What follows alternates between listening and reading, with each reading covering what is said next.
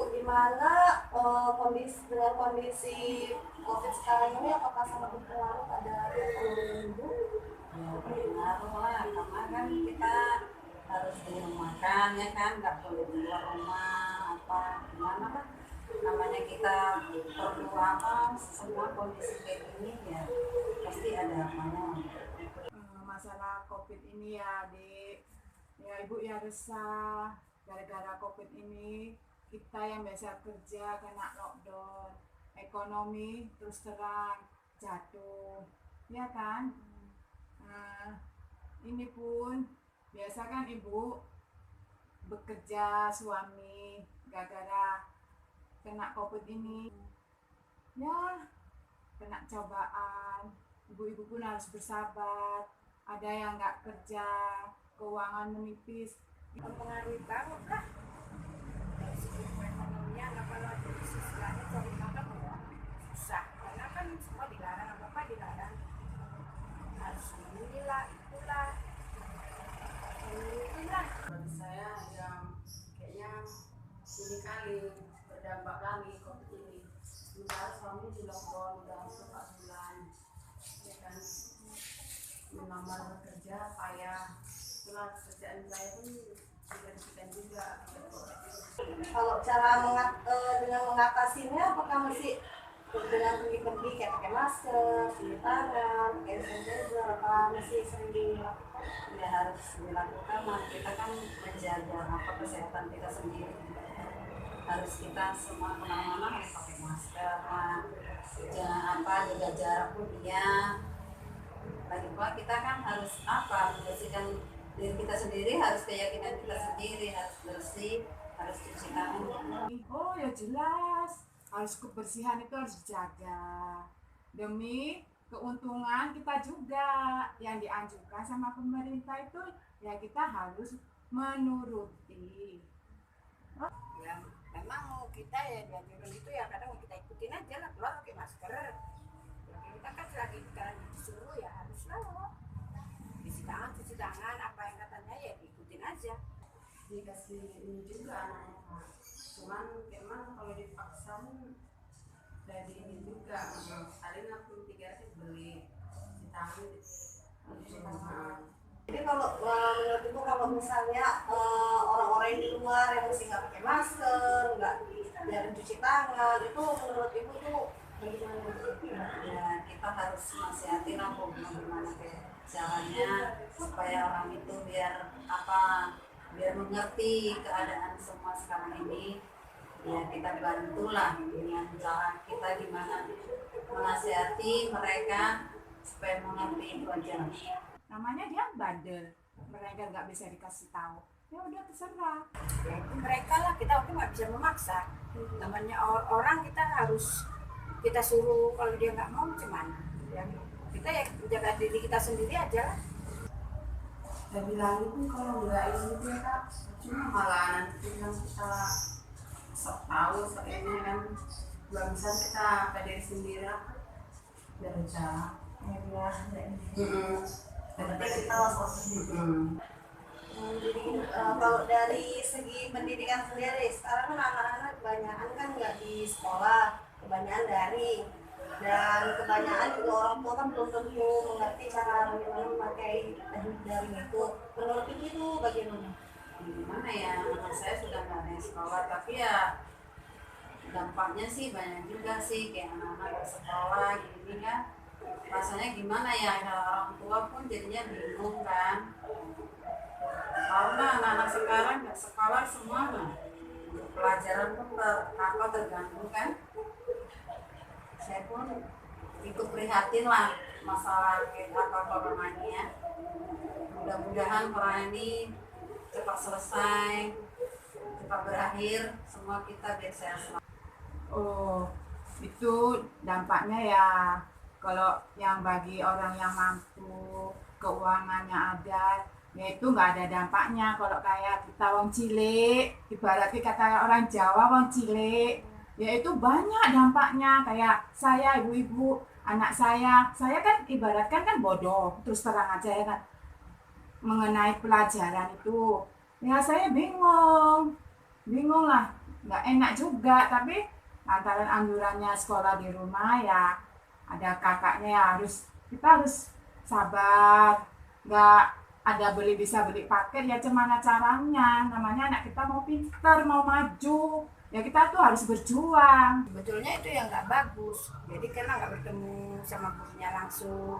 Ya kalau yang punya ada HP yang masa kayak gini, kalau nggak punya gimana? Ya cuma menunggu aja lah. Yang bisa-bisa yang nggak enggak. Ya yang kalau yang punya enak, tinggal online bisa beli paket. Kalau yang nggak punya mau gimana? Buruk lah Kak. Gimana kalau dia sendiri belajar, bukan dia yang belajar, orang tua yang belajar. Kalau dikasih nanti main HP malah dia main game aja. Jadi kalau dibilang dampak berapa kali Kak. Adik-adik, hari ini kakak mau ngajarin adik-adik bagaimana caranya mencuci tangan. Sebelum itu kita pakai masker dulu ya. Yang pertama, kita cuci tangan dengan air bersih. Setelah itu menggunakan sabun cuci tangan. Diusap-usap seperti ini sampai ada busanya. Lalu jangan lupa di sela-sela jarinya juga dicuci. Di bagian atasnya juga. Setelah itu bagian kuku, bagian tangan. Setelah itu kita cuci dengan air bersih.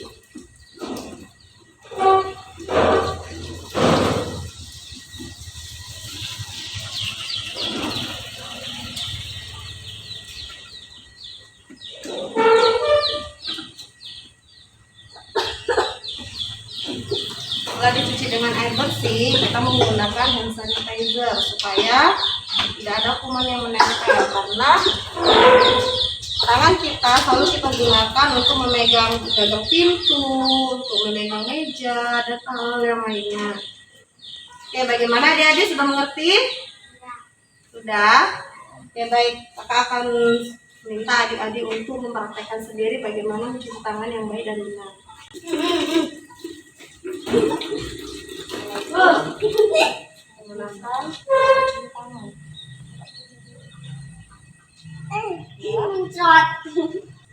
Ini kukunya, jempolnya.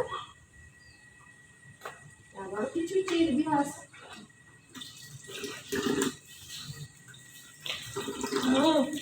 Ya. Setelah itu,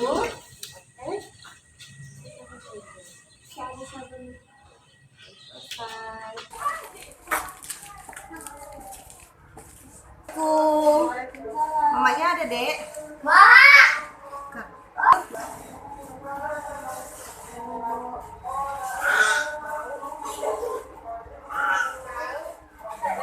Selamat siang Ibu, Ade, maaf mengganggu. Saya dari Universitas Muhammadiyah Sumatera Utara. Di sini saya ingin melakukan kegiatan KKN dikarenakan sedang pandemi. Jadi kami KKN-nya di daerah masing-masing dan dilakukan di tempat di mana kami tinggal dan tidak boleh pergi ke tempat yang jauh. Jadi maksud saya ke sini adalah untuk melanjutkan kegiatan KKN saya dengan membuat sebuah prakarya yaitu hand sanitizer.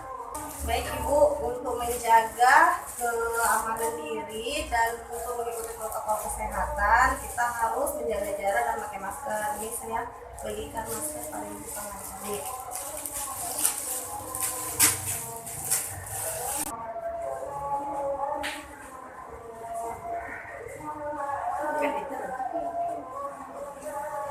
Yang pertama yang harus kita lakukan adalah kita harus menyediakan wadah seperti ini untuk melarutkan semua cairannya. Yang pertama kita masukkan larutan detol ini untuk membunuh kuman.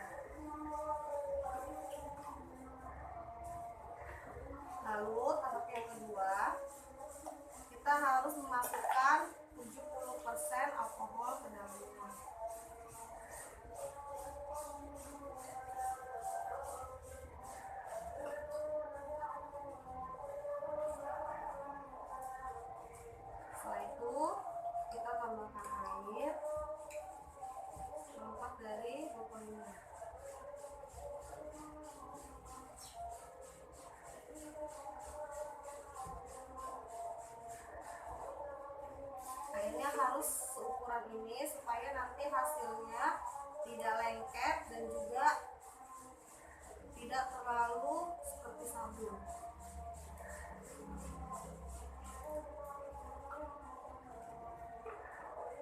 Setelah semuanya sudah tercampur, kita tutup, lalu kita akan mencampurnya. Oke Bu, jadi setelah udah dituang semua, kita akan mencampur dengan kocornya selama 10 detik. Setelah berbusa seperti ini, maka dia sudah siap untuk digunakan.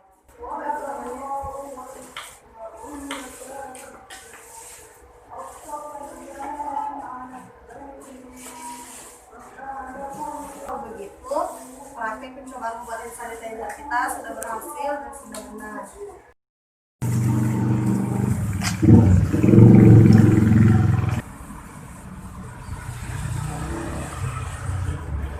Assalamualaikum.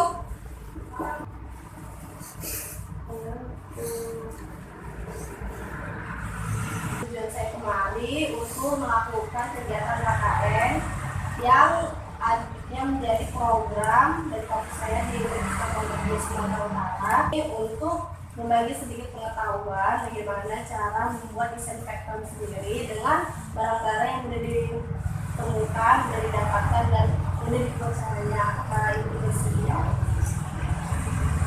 Oke.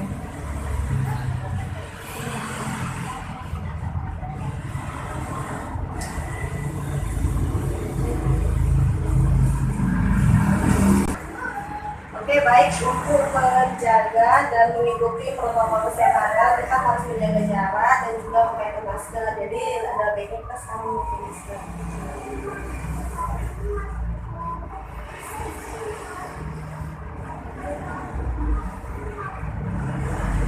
Nah, di sini kita membutuhkan sebuah mangkok mencampurnya, sendok, lalu di sini ada baiklin pemutih. Ini ada cairan disinfektan, ada pembersih lantai, ada semprot untuk penyemprotinnya, dan ini ada air sekitar 500 ml atau setengah liter. Baik, yang pertama kita lakukan, kita tuang cair pembersih lantainya, banyak.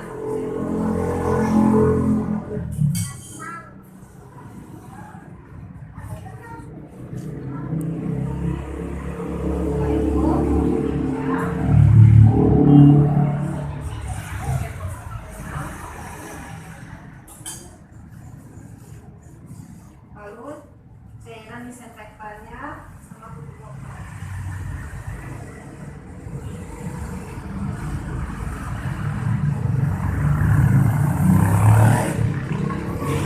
Lalu kita campur dengan air 500 ml atau setengah liter.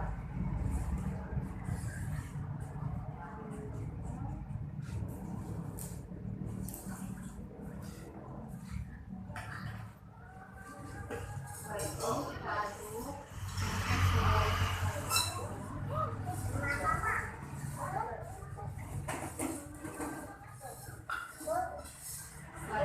kita tuang ke alat botol.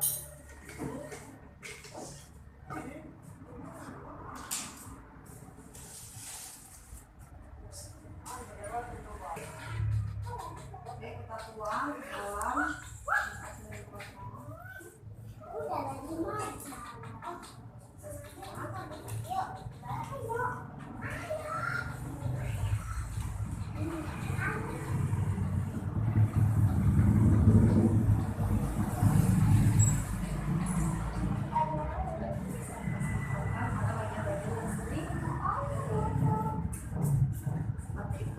bagaimana Ibu sudah bisa mengerti bagaimana cara membuatnya.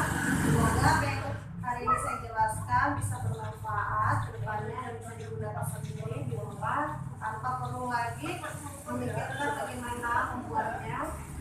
Jadi untuk akhir kata saya bilang terima kasih telah menerima saya KKN di sini.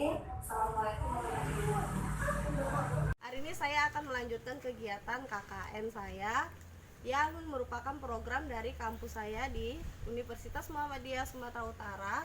Hari ini kita akan melakukan belajar singkat karena pada masa pandemik seperti ini semua anak didik disuruh untuk belajar secara online.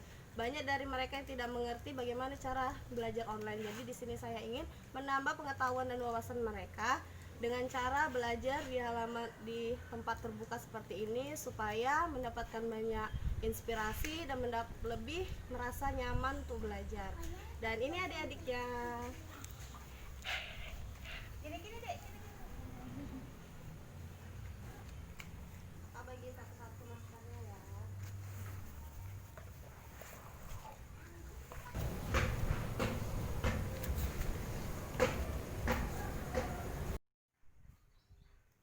Oke, sebelum kita belajar, kakak mau bagiin dulu alat tulisnya sama adik-adik ya.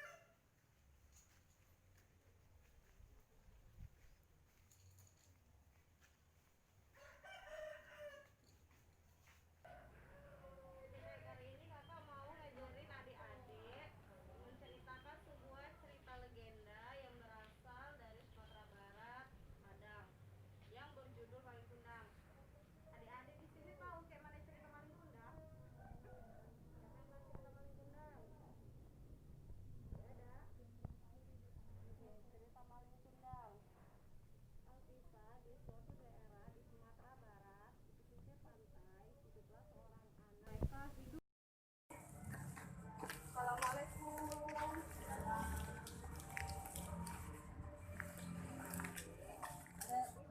Dari jadi ini ada sedikit bantuan karena masa pandemi COVID seperti ini kan banyak orang yang mengalami kesusahan. Jadi ini ada